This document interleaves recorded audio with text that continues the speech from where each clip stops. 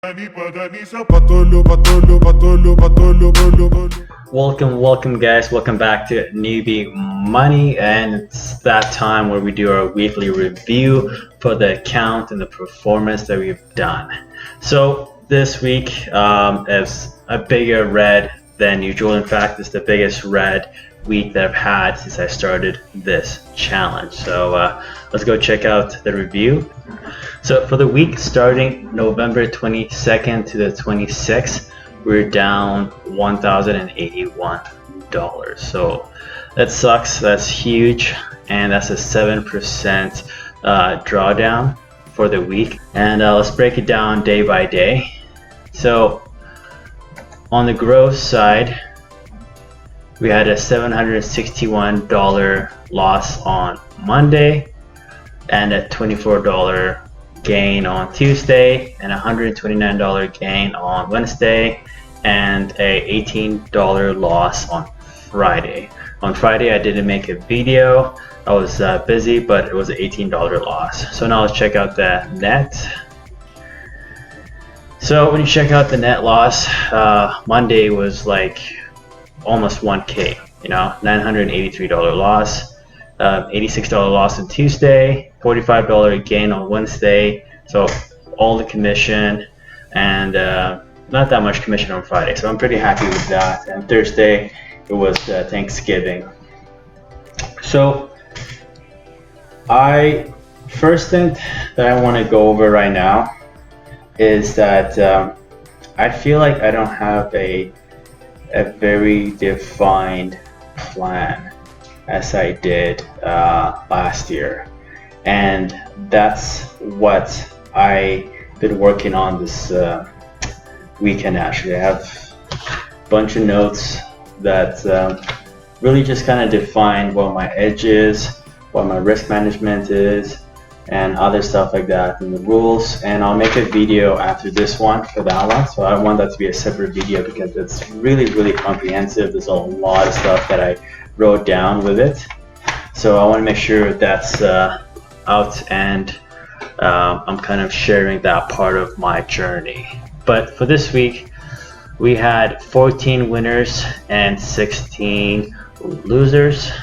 My biggest gain was 196. This loss is not correct. It's not $760 loss in one trade. It's a cumulative trade on LCID that has led to that $763 loss, but I never took one big loss that was $763. And my commission is $431, so the same as last week. It's definitely on the higher side, and that's one thing that I'm still struggling to put down and lower. One thing I'm happy about for this week though is that I had a huge loss on Monday, and I still was able to not let it affect me too much for the rest of the week, because it's very common when you see other day traders on YouTube, or just when you talk to them on Discord and stuff like that, they post a big red day, and it's always that same stuff where you're like, hey man, it's okay, keep going at it, you know, tomorrow's another day. But I hate to say this, and I say this because it happened to me a lot more than it didn't, is that the next day it tends to be a bigger loss. And that's because you're just so emotional, and there's other stuff going on, and you're trying to make that money back, and most likely people size up. But I did a really good trade recap on Monday to really explain what was going on with me, what caused the majority of that loss, which was me trying to do a dip buy, and me going through all the big losses I've had on TradeView and trying to see what was the similarity. And the biggest one was me doing these dip buys, but I'm consistently wrong on them, but I'm trying to justify all of this money that I've lost. And most likely most of them were where I had a green day, then I turned it to red, and that turns to be a very frustrating trade. But the only reason I've noticed that I was doing some dip buys in the past where it didn't work and I walk away, and that's because, you know, I had a really good green day and I didn't want to give it up, or like I'm talking about like a green day that's like $800, $1,000, so I give back like $200. I'm just like, you know what, I'm still at $600, so I walk away. But it's the days where I have like $300 or $400 cushion, and I'm like, okay, so I can let this go down to $400, then I'll see that bounce back. But in reality, I should just say, hey, if you give back half of your profit, that should be it. Or if you give back, a quarter of your profit. But since I know I have a green day, for some reason I tell myself it's okay to hang on to a losing trade. And those are the kind of things I'm noticing over time. And it's going to take time for me to kind of really realize it. But I really recommend you guys to watch that next video I'm going to post.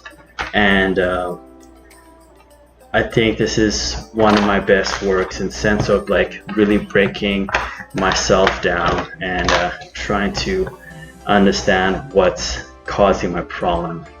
And a lot of it actually, it's not only with trading, it's also with my life. There's stuff going on right now with my life that's is causing a lot more pressure compared to last year for day trading. And that can be in pressure in succeeding, or pressure in a sense where like if unstable events do happen in my life, I want to make sure I control my capital. So I'm so afraid to lose money, where like last year I could lose $1,000 one day, gain $2,000 the next day, lose another $1,000. It was very volatile, and it's not the right thing to do. But I'm a lot more afraid to see that $1,000 down day right now than I am last year, even though I'm in a better situation financially from last year. So it's stuff that I gotta work on internally, and that's why I'm really happy with the stuff that I have here. It covers everything. It covers what my strategy is, each of them, how to collect it with data, what my risk management is, what all my rules are, just like the main rules: post-trade, pre-trade, entry, positioning, journaling. Do I do a daily journal, a big red day journal, drawdown tracker, trade analysis, weekly review, monthly review, P&L, and how I break down these like weekly reviews and stuff like that.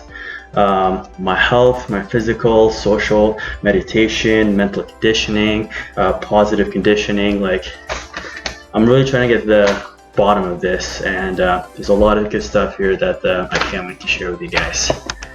But yeah, let's finish off the last part of this, which is where I talk about my strength and weaknesses for this week. So my weakness is the fact that I started Monday with a lot of excitement to keep the momentum going from last week. And Monday, if you can, let's see if it allows to see, because usually you can see the chart, all that good stuff for it, to see like I was up at one point. But how do I figure that out? I just play piano. Okay, it doesn't matter. Anyway, so I was up $240 for that day, and okay, perfect. Boom, that's what I wanted. So I was, up, doing good, then just gave back, then I hovered here, then when I saw that dip buy coming on LCID, that's where it all kind of triggered down. So I was even low down further than I would have liked at one point, and I kind of dug myself back a little bit. Then when I noticed that I was going down further, I was just like, okay, I gotta stop. But the point is, I was a bit excited on Monday, and I was trying to do more than have a $240 gain day, but instead I just kind of overtraded it, and it got me to a position where it was really hard to keep that mental clarity of like, hey dude, like you're really on a tilt, and it's kind of hard to get out of that. And I think the more I get into these kind of situation, and the more I journalize and write it down, the more I'll have this automatic response to get out of it. And the reason why I say this and I have faith in this process has to do a lot with the fact that what happened after. Because as you could tell, Why is it only showing Monday now? So as you can tell, the next few days were significantly less red days, and that's a huge sign of that, because I feel like if I didn't really properly metabolize this, it would have led to bigger and bigger and bigger losses, where it's going to compounding right now. And right now I've kind of been able to slow down the drawdown process, but I also need to slow down my mental thoughts and my kind of that anxiety to trade again feeling that I have. And a lot of that has to do with the fact that I'm losing, but a lot of that will be gained back when I'm having those small incremental gains. But yeah, I feel like that's my strength for this week. I feel like I did pretty good for having a shitty start for Monday, and I've kind of wrapped myself up and covered all the wounds and came back at it to the battlefield and did pretty well, in a sense of not inflicting any more harm. Weaknesses is definitely the excitement that I had on Monday. So that's pretty much it. It's crazy how that me being too excited is just such a huge downfall for myself, because you get too tunnel vision in one thing and you don't really see the bigger picture. Yeah, but beside that, that's going to be the weekly review for this week. It's unfortunate we're down $1,081, so $1,100, and that's a 7% drawdown. And all we can do now is just journal it, work with it, and move on to the next week. And hopefully we've picked up some good tools that we could implement and become a better day traders. All right, guys, thank you so much for watching this channel. I know it's rough to watch YouTube channels when stuff is not progressing, but I truly do believe that this is the best part of someone's learning curve, because this is the real raw stuff that new day traders have to go through. A lot of the people that I even follow on YouTube are people who are becoming established or already are pretty well established. People are making anywhere from $1,000 to $5,000 a day, with the odd a few $100s a day, because that's more appealing and more entertaining to watch. But I truly feel like there's a lot of knowledge to gain for myself and other viewers by watching these kind of events take place, where it's raw and it's just the point where you make a really good pivotal change in your day trading career. Thank you guys for watching my channel. I hope you guys had an awesome week. I hope you guys made a shit ton of money, and yes, I hope you guys are doing a better situation, and I'll see you guys on Monday.